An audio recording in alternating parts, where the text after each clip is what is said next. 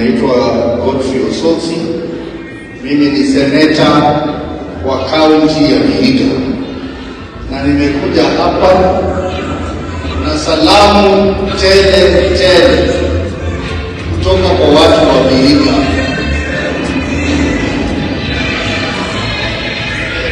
Nimepokea salamu za watu wa Vihiga, wanawapenda sana.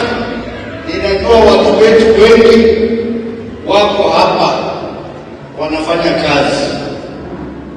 So mimi nimekuja hapa na kundi letu la Linda Mwananchi kutembelea nyinyi pia kama Mkristo mzee, na vile wenzangu wamesema, kanisa mtuombee, kwa sababu sisi kama viongozi ambao tumechaguliwa, mnatuona tuko hapa tunaongea mambo ya usimamizi wa nchi yetu.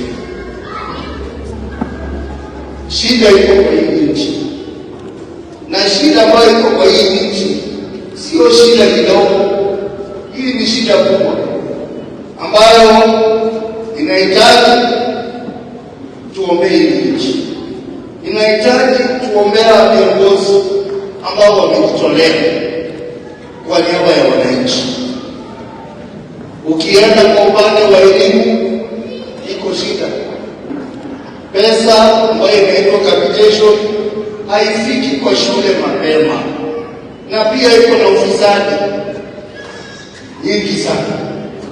Ukienda upande wa elimu ya juu, university, saizi anakuwa kwa chuo kikuu ni shida, kwa sababu ile mpango wa funding of universities walikuja wakageuza, wakaweka ukora ndani. Saizi watoto wetu wanapitia kwa tabu. Ukienda upande wa afya,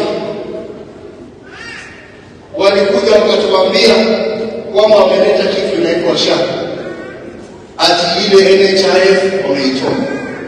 Sasa saizi hiyo SHA imekuwa ni wizi, kwa sababu mwaka uliopita yule Auditor General alisema kwamba pesa bilioni 50 ilipotea.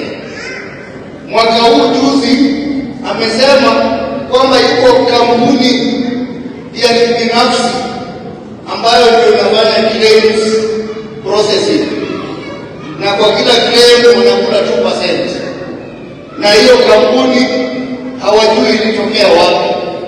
Ni mabonyezi ndani ya serikali. Ukienda uchumi yetu haifanyi vizuri. Walisema wameongeza bei ya mafuta kwa sababu ya vita ya kule Iran.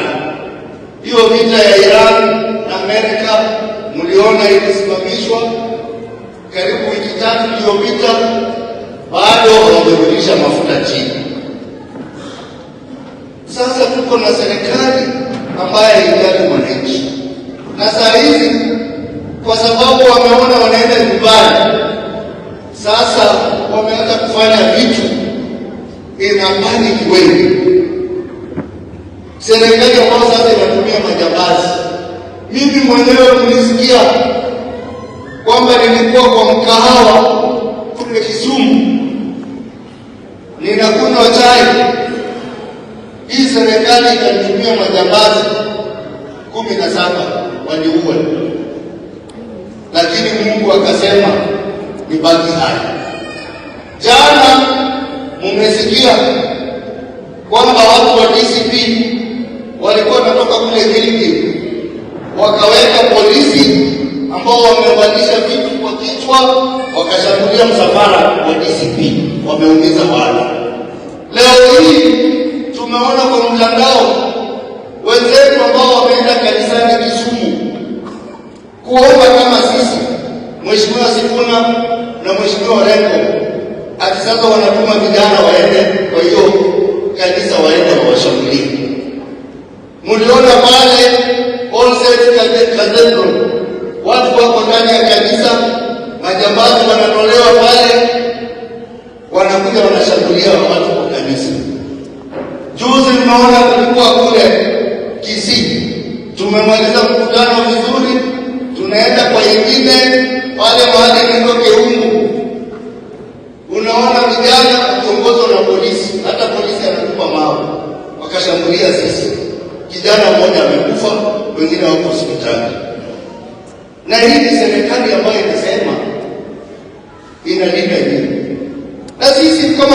viongozi wenu tukijaribu kuongea tunaambiwa upinzani hamuna ajenda, hamuna sera, nyinyi ni wajinga, nyinyi sijui nini.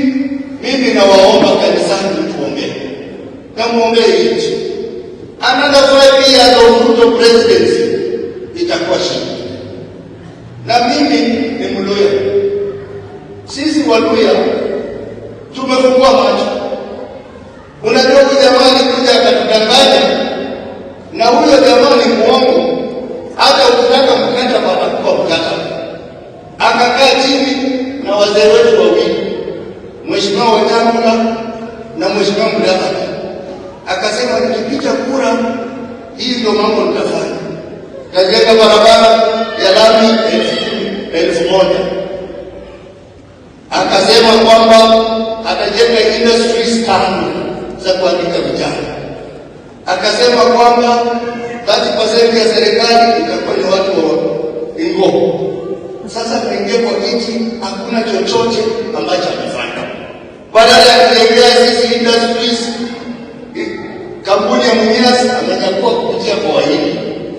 Kampuni ya Nzoia amenyakua kupitia kwa Wahindi. Busia Sugar amenyakua kupitia kwa Wahindi. Watu wetu hawana chochote. Alafu wakati amesikia kwamba iko kijana amejitokeza, anapendwa sana na Wakenya na iko Edwin Sifuna, amechukua wale wazee